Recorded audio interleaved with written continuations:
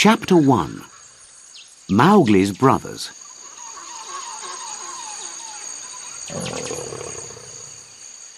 One very warm evening in the Seoni Hills in southern India, Father Wolf woke up from his day's rest. Next to him lay Mother Wolf, with their 4 cubs beside her. "It's time to look for food," said Father Wolf, and he stood up to leave the cave. "Good luck," said a voice. It was the jackal, Tabaqui, who eats everything and anything, even pieces of old clothes from the villages. The wolves of India do not like him, because he runs around making trouble and telling bad stories about them. "Shere Khan, the tiger, is coming to look for food here," said Tabaqui. "He can't," cried Father Wolf. "By the law of the jungle, he must tell us first, before he comes here to hunt." "Shere Khan has a bad leg, so he can kill only cows. In the village near him, the people are angry. That is why he is coming here, to start hunting in a new place. Listen, you can hear him now," said Tabaqui.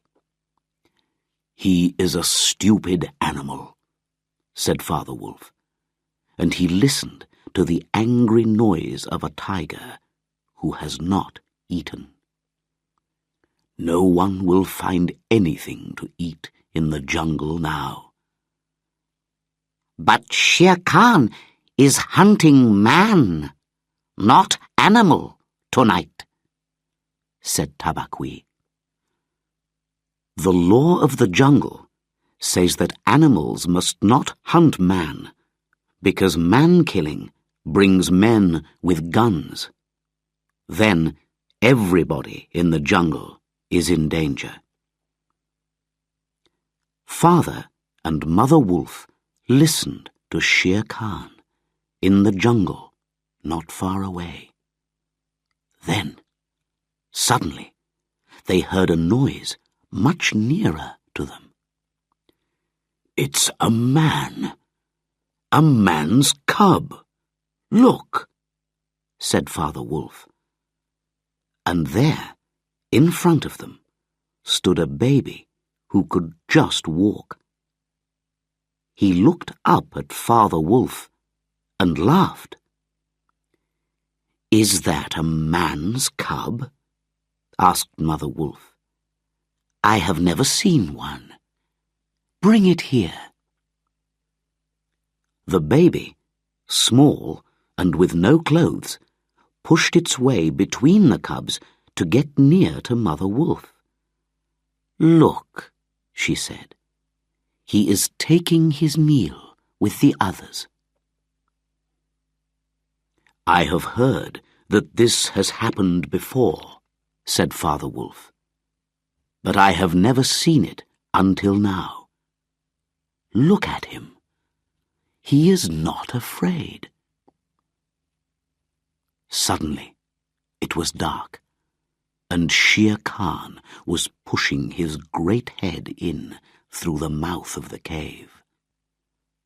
"We are pleased that you visit us, Shere Khan," said Father Wolf, but his eyes were angry. "What do you need?" "I am hunting a man's cub," said Shere Khan.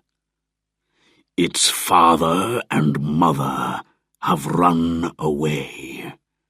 Give it to me." Father Wolf knew that Shere Khan could not get inside the cave because he was too big. "The man's cub belongs to us," he said. "The pack, the other wolves and I, will decide If we want to kill him, we will kill him, not you.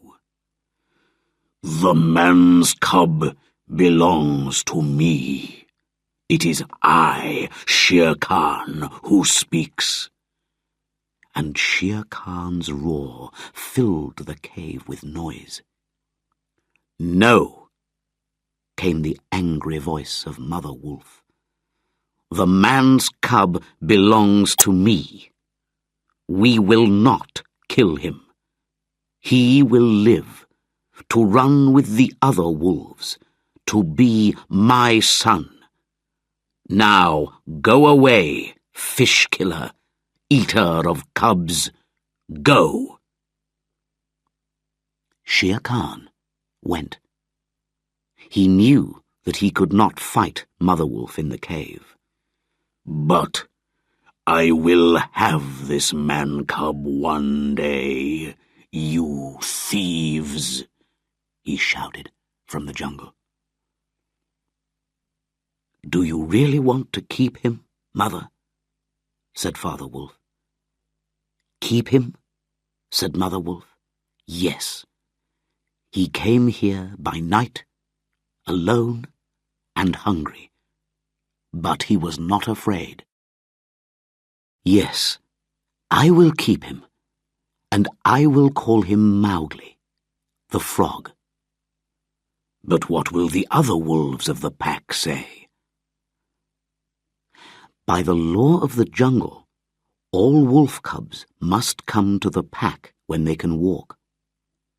The wolves look at the cubs carefully. Then the cubs are free to run anywhere because all the adult wolves know them and will not attack them.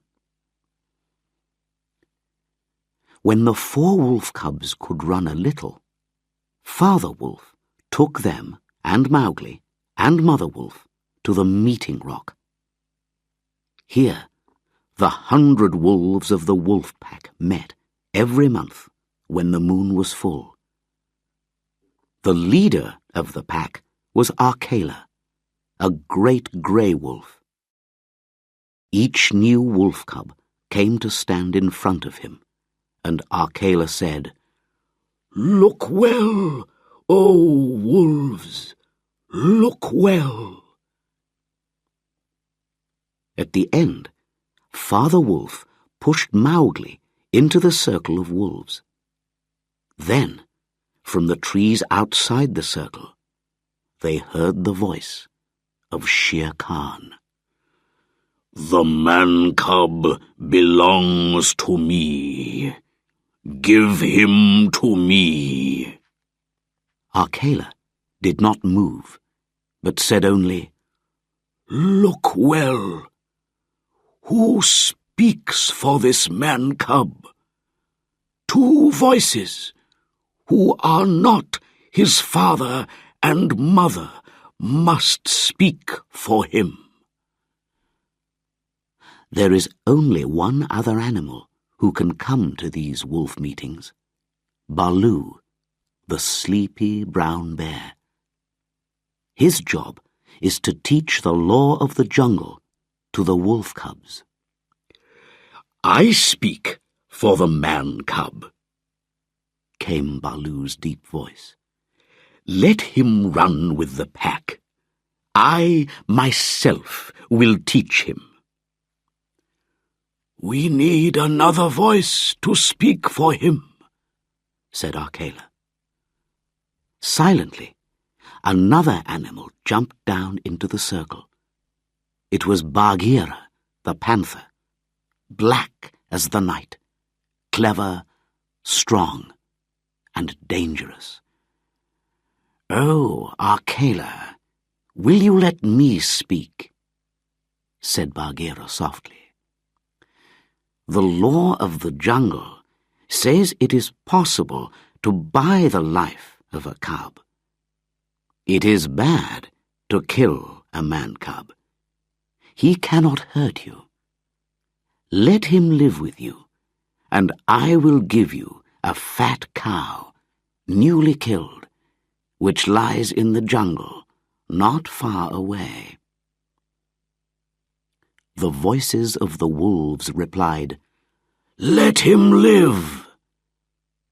They were always hungry, and they wanted to get the dead cow. Soon they went away, and there were only Arkela, Bagheera, Baloo, and Mowgli's wolf family left.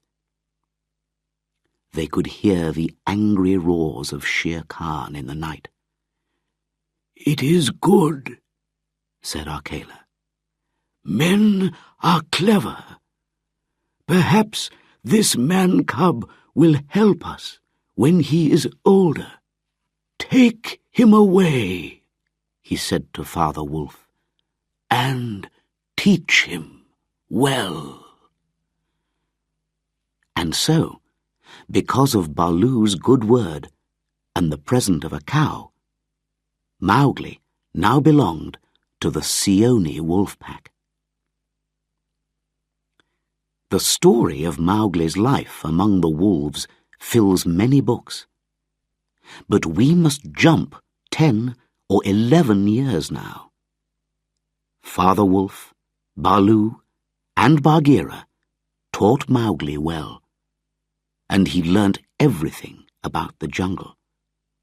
He knew the meaning of every sound in the trees, of every song of the birds, of every splash in the water.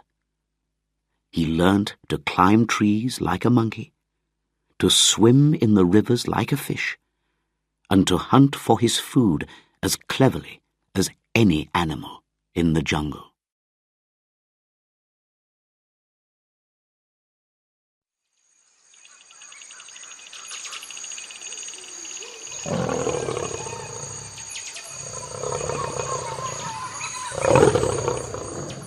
Chapter 2. The Monkey People.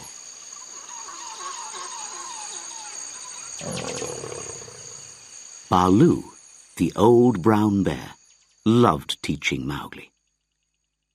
He taught him how to speak to the different jungle people, and he taught him the important master words. But Mowgli sometimes got bored with all the lessons. One day, when he was not listening, Baloo hit him, very softly, on the head, and Mowgli ran away angrily. Bagheera, the Black Panther, was not happy about this.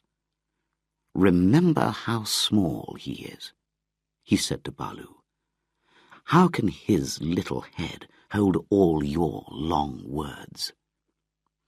"These words will keep him safe from the birds, from the snake people, and all the animals that hunt," said Baloo. "It is true that he is only small, but no one will hurt him if he remembers all the master words. Come, Mowgli," he called into the trees. "Come and say the words again." Mowgli climbed down from a tree and came to sit next to them. "I will say the words to Bagheera, not you, fat old Baloo," he said crossly. "Very well," said Baloo sadly. "Say the words for the hunting people."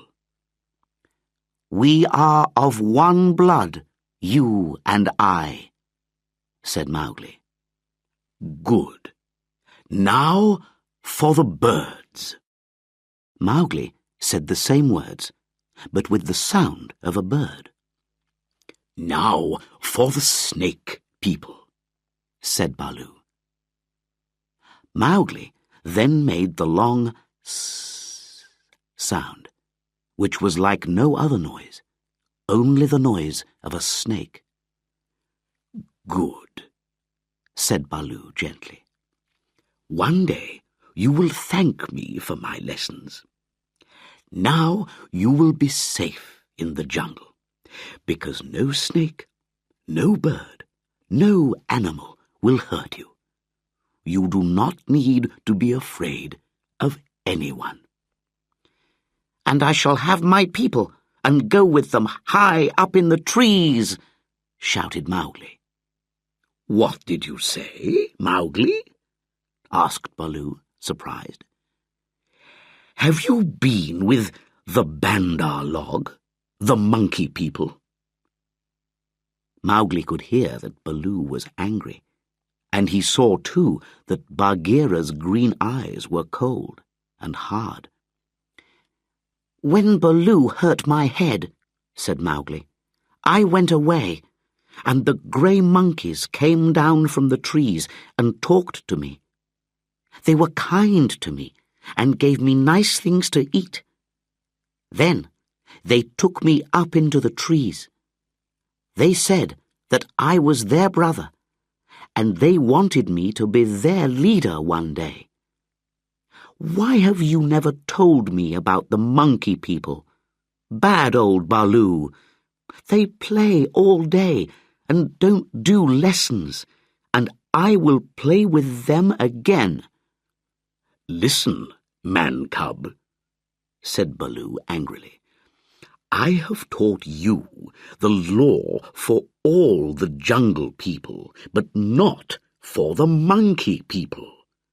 They have no law. Their ways are not our ways. They are noisy and dirty, and they think that they are a great people. But then they forget everything.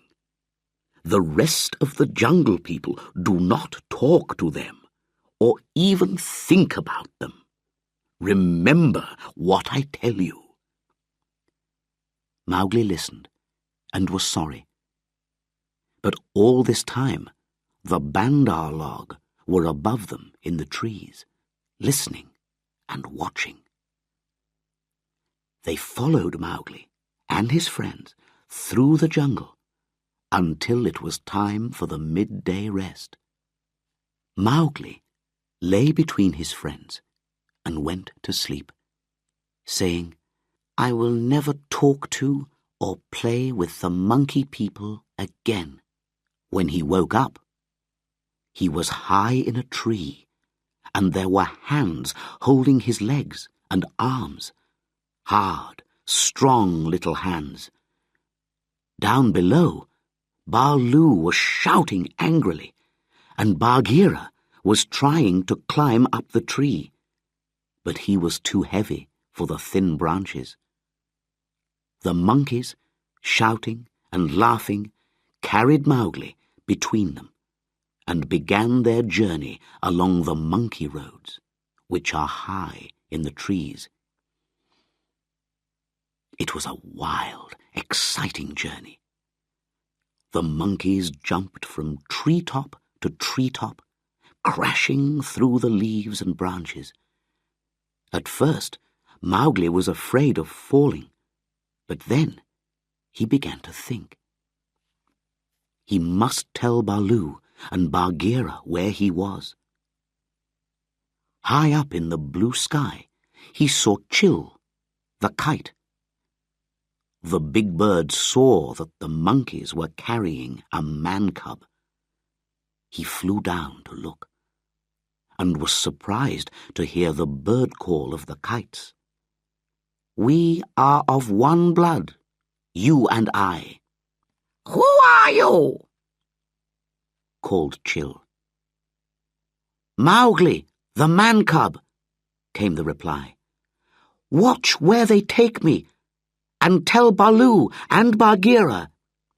"I will," called Chil, and he flew high above the trees and watched with his far-seeing eyes.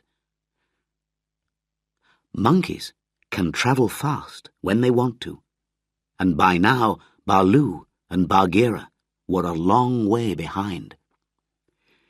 "We cannot follow the Bandar log through the trees," said Baloo, "and we will never catch them.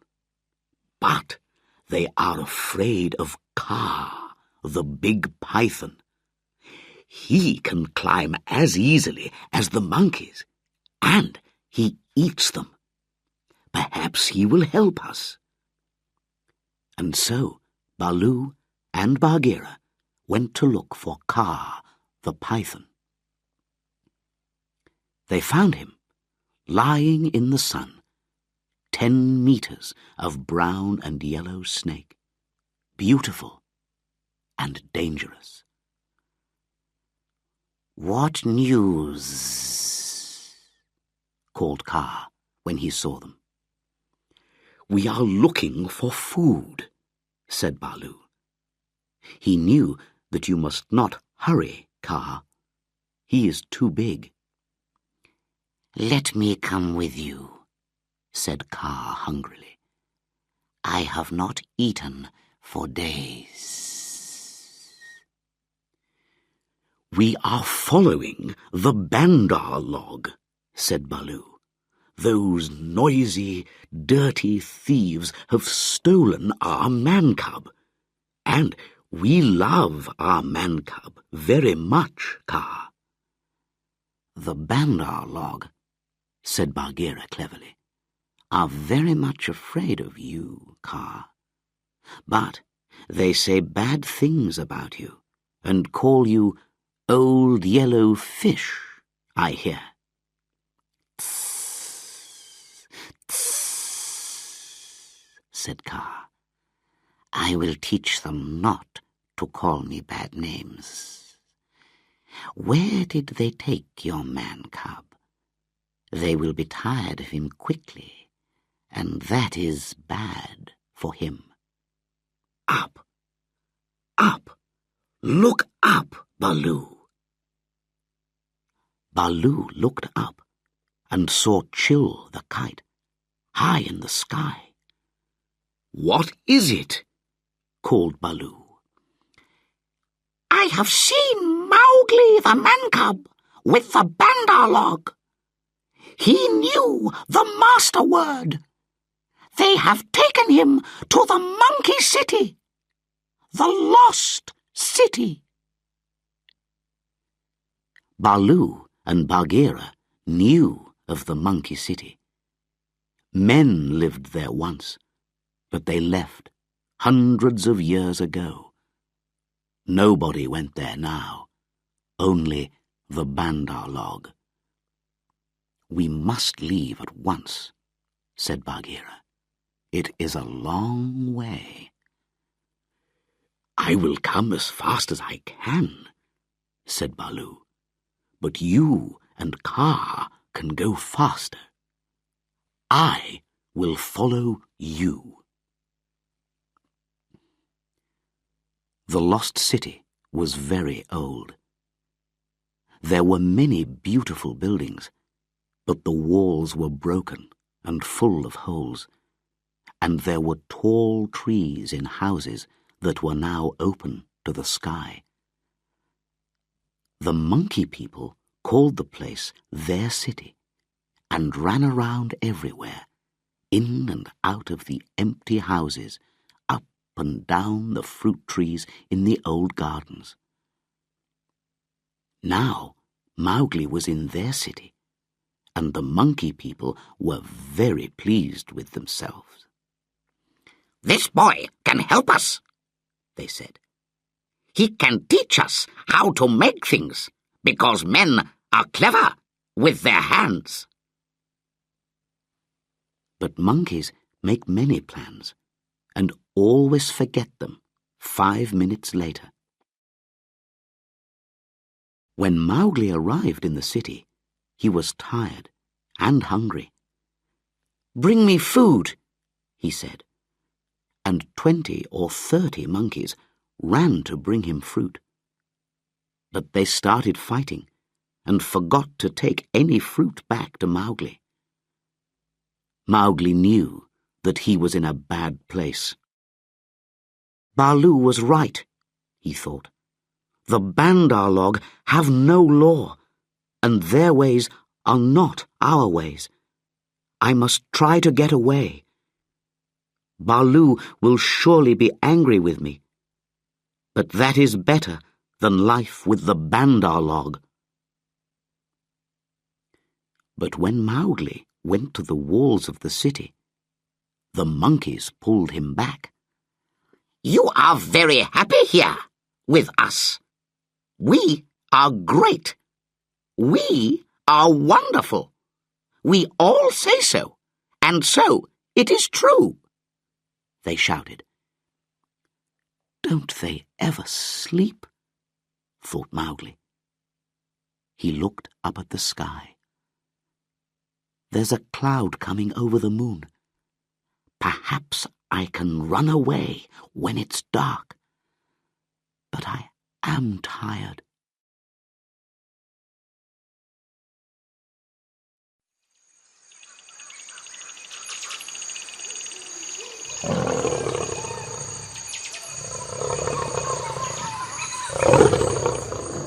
Chapter 3. Kaa's Hunting.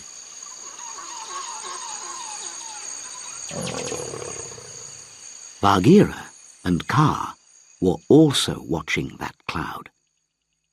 They were now outside the city walls, but they knew they had to be careful. There were only 2 of them, and there were hundreds of monkeys. "They are over there by that house, talking about the boy," said Bagheera. "When the cloud hides the moon, I will attack them."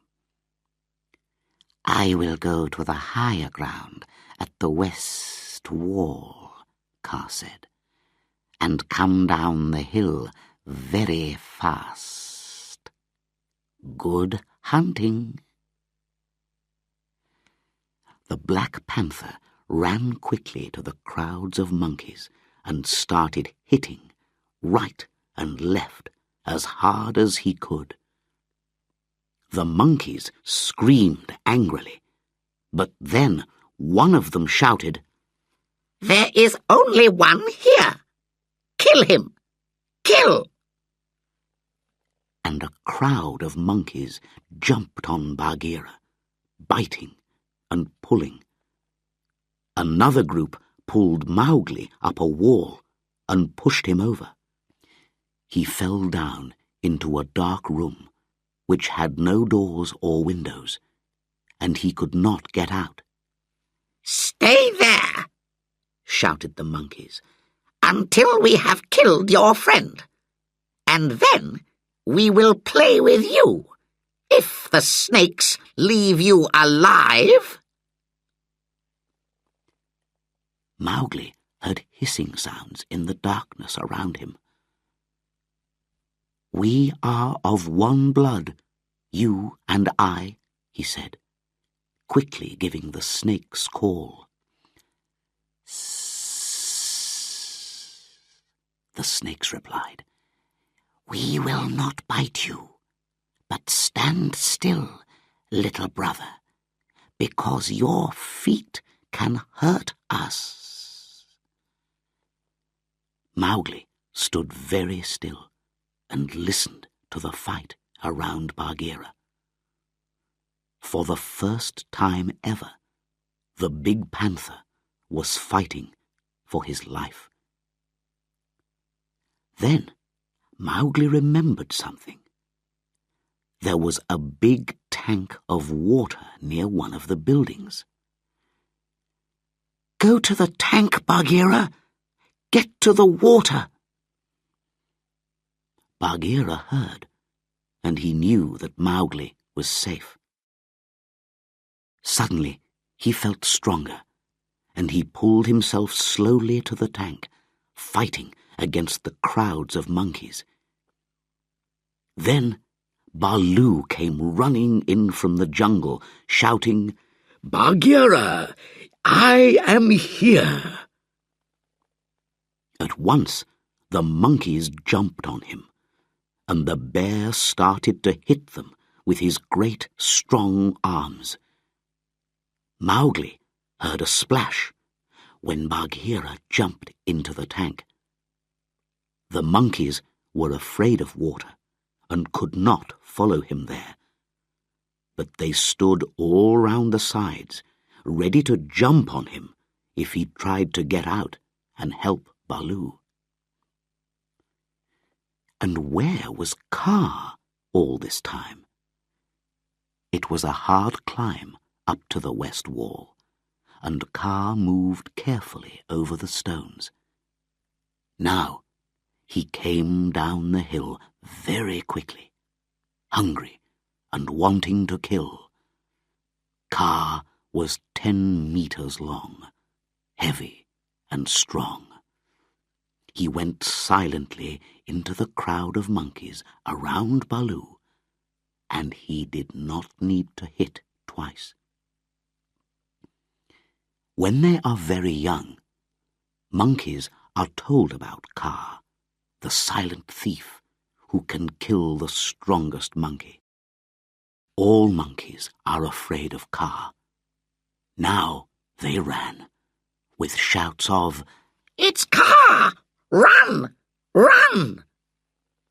Then Kaa opened his mouth for the first time and spoke one long, hissing word.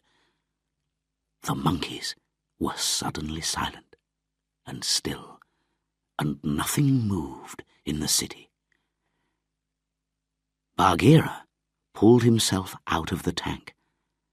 "Get the man-cub out and let us go," he said. "I can't fight any more, and the monkeys will attack us again." "They will not move until I tell them to move," said Kaa. "Oh, we must thank you, Kaa. We could not do it without you," said Baloo. "I am happy to help. Where is the man-cub?" said Kaa. "Here, in this room, but I cannot get out." "Take him away," called the snakes around Mowgli. "He dances around too much, and he will stand on us." "Stand back, man-cub," said Kaa. "I will break the wall." With 2 meters of his heavy body off the ground, Kaa hit the wall very hard, 5 or 6 times. A hole opened, and Mowgli jumped quickly through it. He ran and put his arms around Baloo and Bagheera. "Are you hurt?" asked Baloo. "Not much," said Mowgli, "but the Bandar log have hurt you badly, my friends." "It is nothing," said Baloo. "But you must thank Kaa. He has done much for you tonight." Mowgli turned and saw the head of the great python. "So, this is the man-cub," said Kaa. "He is like the Bandar log, but not the same. Be careful, man-cub, that I do not make a mistake when I am hunting monkeys." "We are of one blood, you and I," Mowgli answered. "You have given me my life tonight. When I kill, it will be for you, if you are hungry." "Well spoken," said Baloo. "You are brave, young man," said Kaa, "and you speak well. Now, go with your friends. The moon is going down. You must not see what will happen here next." Kaa went softly out in front of the lines of sitting monkeys and began to dance. His head moved from right to left, and his long body turned this way and that way, making circles that changed every second. Slowly, never hurrying, Kaa danced in front of the monkeys. Baloo and Bagheera stood and could not move. Mowgli watched and did not understand. "Bandar log," said the deep voice of Kaa at last. "Can you move?" "Without a word from you, Kaa, we cannot move." "Come nearer to me," said Kaa. The lines of monkeys came nearer, and Baloo and Bagheera walked forward too. "Nearer," hissed Kaa, and they all moved forward again. Mowgli put his hands on Baloo and Bagheera to get them away, and the two animals woke up. "Keep your hand on me, Mowgli," whispered Bagheera, "or I will go back to Kaa and walk into his mouth." "It's only old Kaa dancing," said Mowgli. "Let us go." And the three of them went away into the jungle. "A python's dance is dangerous to watch," said Baloo.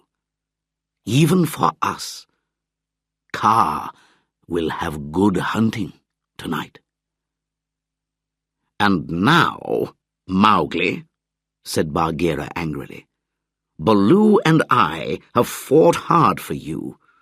The monkeys have bitten us, and pulled us, and hit us, and all this, man-cub, was because you played with the Bandar log." "It is true," said Mowgli sadly. "I am a bad man-cub."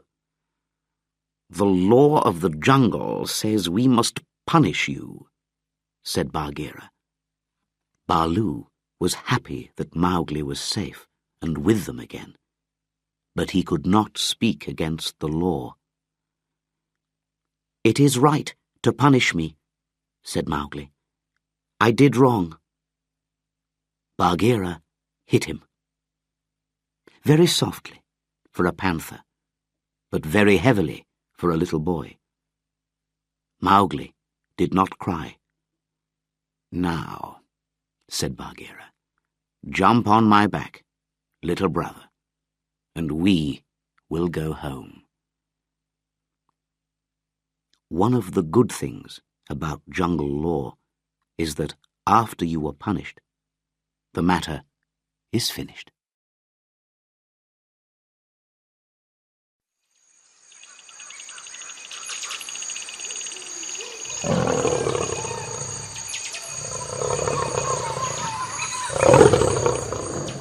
Chapter 4.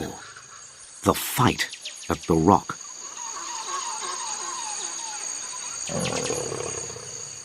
Mowgli always went to the meetings of the wolf pack, and there he learnt something new one day. If he looked hard at any wolf, the wolf could not meet his eyes and looked away. Mowgli thought this was funny. He did not understand that he was different from the wolves. All the jungle people were his friends, but not Shere Khan, of course. Mother Wolf told him that the tiger wanted to kill him. "One day, you must kill Shere Khan. If you don't kill him, he will kill you." But Mowgli forgot. He was only a boy, not a wolf. Shere Khan still came often to that part of the jungle. Akela was older now, and not so strong, and Shere Khan made friends with some of the younger wolves. Akela could not stop them, and Shere Khan began to make trouble for Mowgli. "I hear you can't look into the man-cub's eyes," he said, laughing to the young wolves, and the young wolves began to get angry. Bagheera, who had eyes and ears everywhere, knew something of this, and told Mowgli. Mowgli laughed, but Bagheera went on. Open your eyes, little brother. Remember that Akela is old, and he will not always be the leader of the pack. Shere Khan has taught the younger wolves that a man-cub has no place with them. And soon you will be a man, not a man-cub. But the wolves are my brothers. Why will they want to send me away? Look at me, said Bagheera, and Mowgli looked at him, hard between the eyes. The big black cat turned his head away quickly. That is why, he said, not even I can look in your eyes. That is why they want to kill you. You are clever. You are a man. I did not know these things, said Mowgli quietly. Now listen. The day will soon come when Akela cannot kill his deer in the hunt. Then, at the next meeting of the pack, the younger wolves will be against Akela and against you. When that time comes, go to the men's houses in the village and take some of their red flour.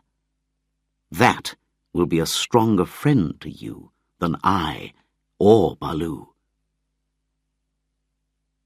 The red flour was fire. All animals are afraid of it and do not call it by its name. I will get some, said Mowgli. I will go and get it now and keep it ready. And he ran through the jungle to the village. On his way, he heard the sounds of the wolf pack hunting a big deer.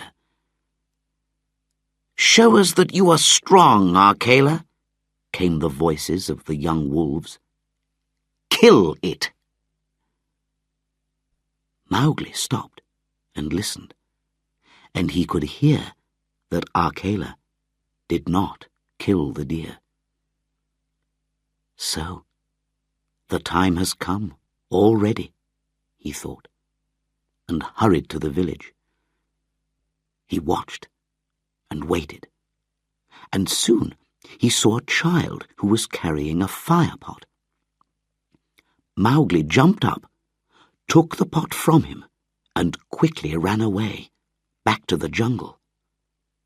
All that day he kept his fire alive with leaves and pieces of wood. In the evening, Tabaqui came and told him that the wolves wanted him at the meeting. Mowgli laughed and went. When he arrived, he saw that Akela was not in his special place, on top of the rock, but beside it. That meant that another wolf could try to take Akela's place. Shere Khan was there too, with all the younger wolves around him. Mowgli sat down, with the firepot between his legs. Bagheera lay beside him. Shere Khan began to speak, and Mowgli jumped up. Free people, is Shere Khan your leader? Does a tiger belong in the wolf pack? There is no wolf on the rock, began Shere Khan. But the other wolves said, Let Akela speak. Akela looked up, old and tired. Free people, I have been your leader for many years. In all that time, no wolf has died in the hunt. But this time, I did not kill my deer. The law of the jungle says that you can kill me now. But the law also says that you must come one by one."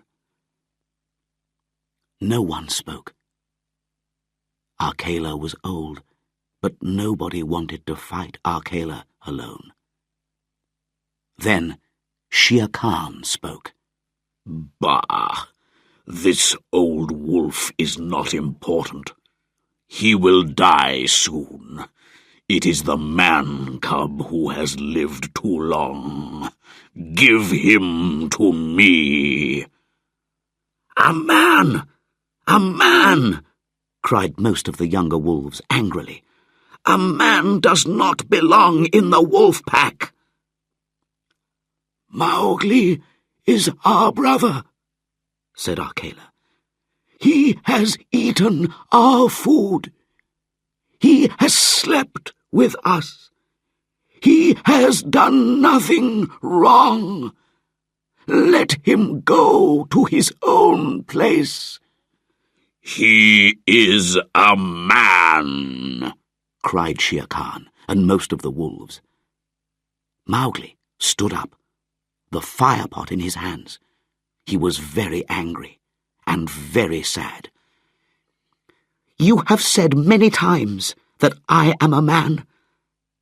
I was your brother, but I will not call you my brothers again. I will decide on my life or my death, not you. I am a man, and to show you, I have brought the red flower with me."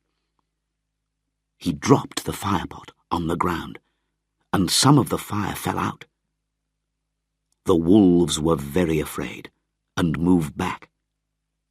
Mowgli held a long piece of wood in the fire, and the end began to burn brightly. "You are the leader now," said Bagheera softly. "Help Arkela. He was always your friend." "Good," said Mowgli. He looked at the frightened wolves. "I go from you to my people, the world of men. But first—" and Mowgli went to Shere Khan. "This killer of cows wanted to kill me. This is what men do to killers of cows." And he hit Shere Khan on the head with the burning stick. The tiger was very frightened. "Go now," said Mowgli to Shere Khan. "The next time I come to this rock, it will be with your dead body. I tell you this also, my brothers. You will not kill Arkela, because I do not want that. Arkela is free to live." And Mowgli jumped at the young wolves with his burning stick, and they all ran away. In the end, there were only Arkela, Bagheera, and a few older wolves left. Then something began to hurt Mowgli, inside him, and, for the first time in his life, tears ran down his face. "What is it? What is it? Am I dying, Bagheera?" "No, little brother. You are a man, and these are men's tears. But you must go. The jungle is closed to you now." "Yes," said Mowgli.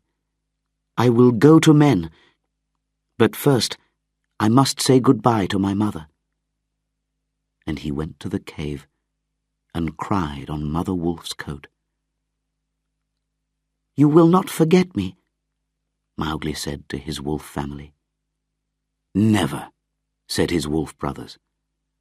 "Come to the foot of the hill when you are a man, and we will talk with you." "Come soon, little frog," said Father Wolf, "because your mother and I are getting old."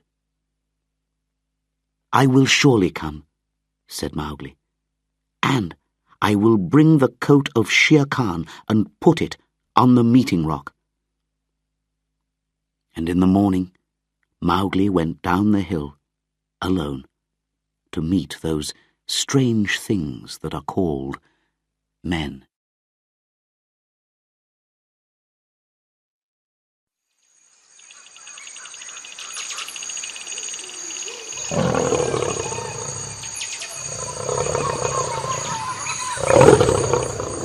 Chapter 5. Tiger, Tiger.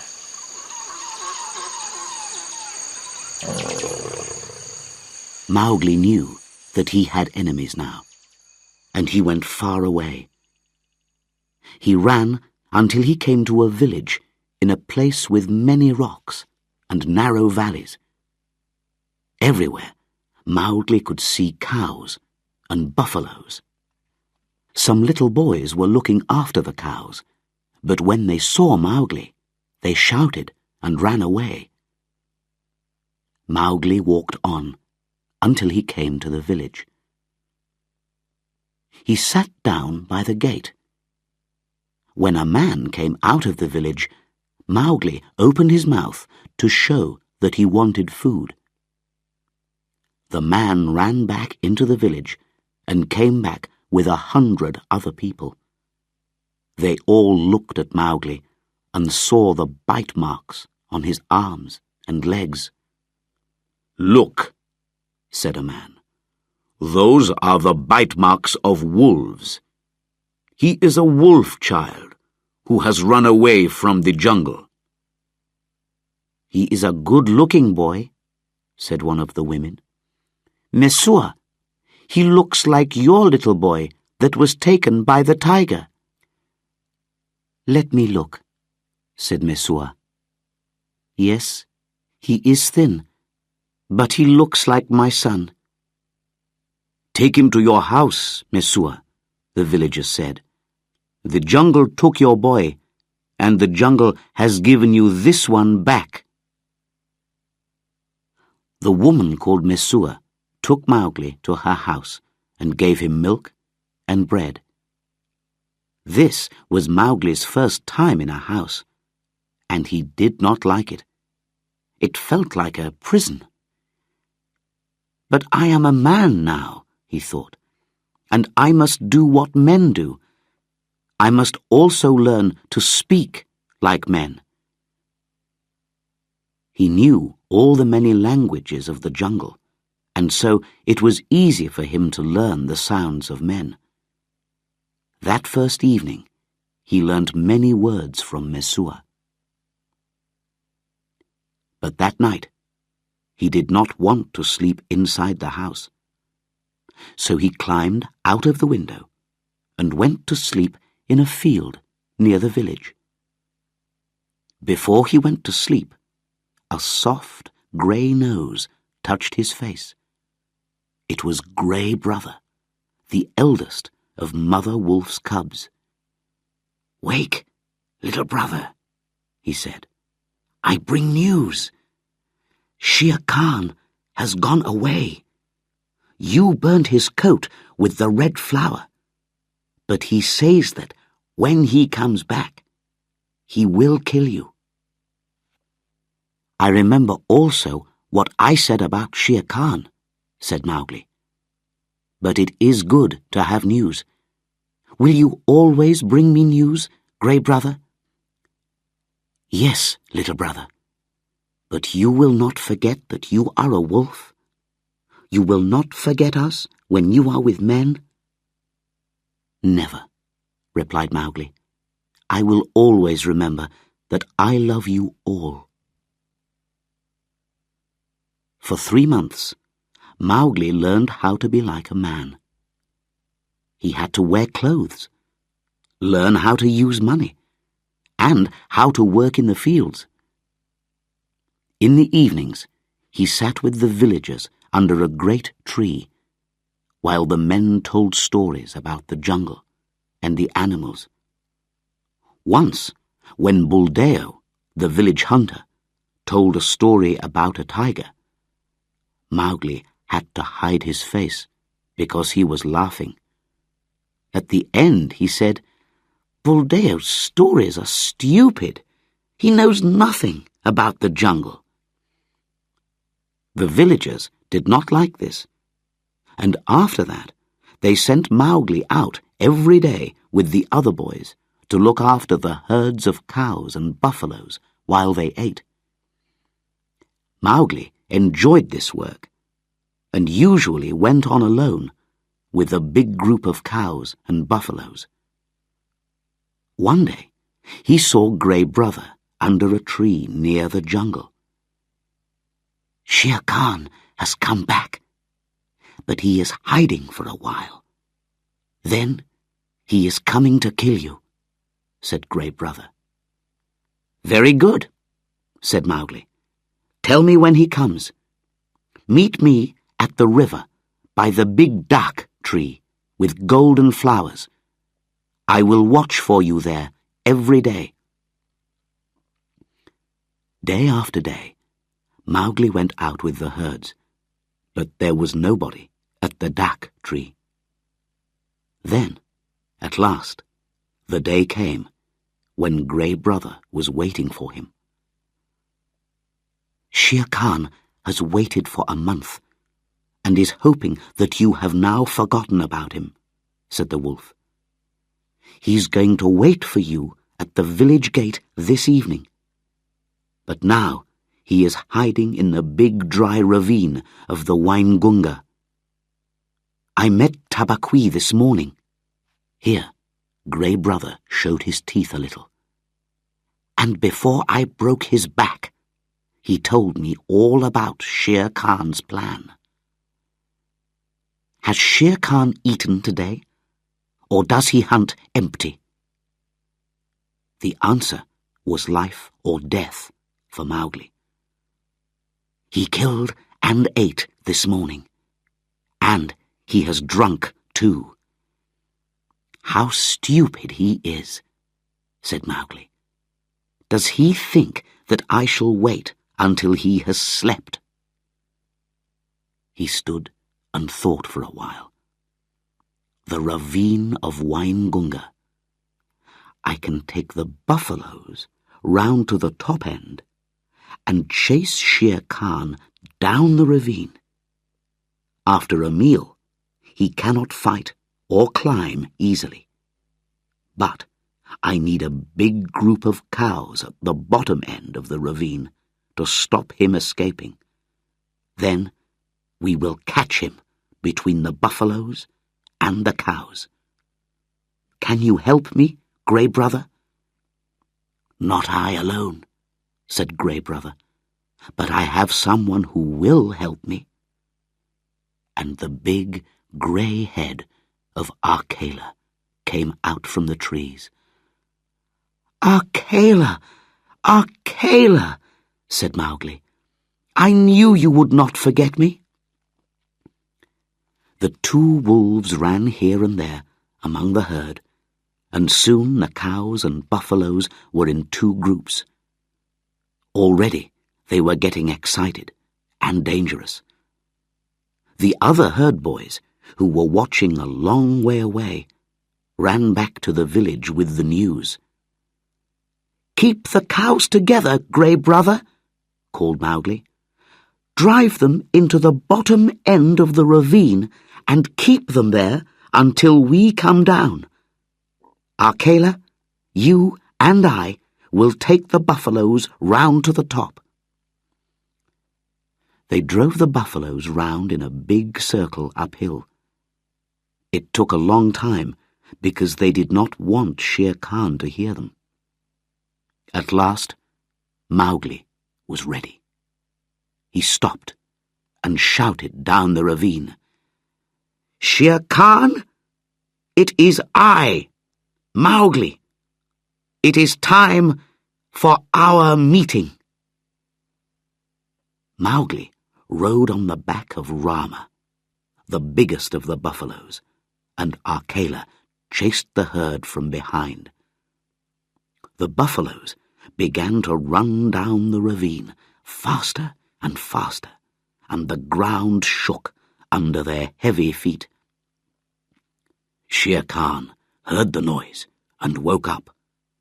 He knew what it was, and he began to run down the ravine. No tiger can hope to stand against a herd of buffaloes when they are moving fast. He looked for a way to escape, but the ravine was narrow, with high rocky walls. He had to go on, heavy with his dinner and his drink. Then he saw the cows at the bottom of the ravine and turned, but it was too late. He fell under the feet of the buffaloes, and they ran over him like a river running down a mountain. The buffaloes did not stop until they crashed into the herd of cows. Mowgli jumped off Rama's back and shouted to Arkela and Grey Brother, "It is done! Shere Khan is dead! He died the death of a dog, not a fighting tiger." Mowgli took his knife and started to cut the coat from Shere Khan's body. It was hard work. After an hour, Mowgli was still working, when suddenly he felt a hand on his back. It was Buldeo, the village hunter.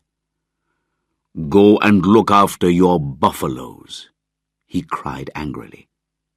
"I will take this tiger's coat. I can sell it for 100 rupees, and you can have 1 rupee for yourself." "No," said Mowgli. "I need this coat."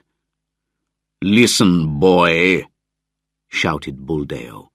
"I am the village hunter, and I will take the coat and keep all the money."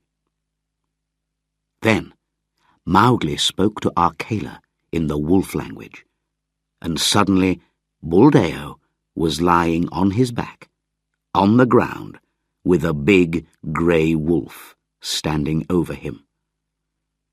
"Buldeo," said Mowgli, "for a long time this tiger has wanted to kill me, but I have killed him." Buldeo was very afraid. Who was this boy who could talk to wolves and kill tigers? "Great King," he said to Mowgli, "I am an old man. I thought you were just a herd boy. Let me go now, and I will go away." "Go, and peace go with you," replied Mowgli, and he went on with his work. It was nearly dark when at last he and the wolves pulled the great coat away from the tiger's body. "Now we must hide this and take the cows and the buffaloes back to the village," said Mowgli. But when Mowgli came near the village, there was a crowd of people waiting for him at the gate. "Go away, wolf child," they shouted. "Go away, or we will kill you." Mowgli did not understand. Shere Khan, the tiger who killed cows and stole children, was dead, but people were angry with him. He turned away and looked up at the stars in the sky. "No more sleeping in houses for me, Arkela. Let us get Shere Khan's coat and go away."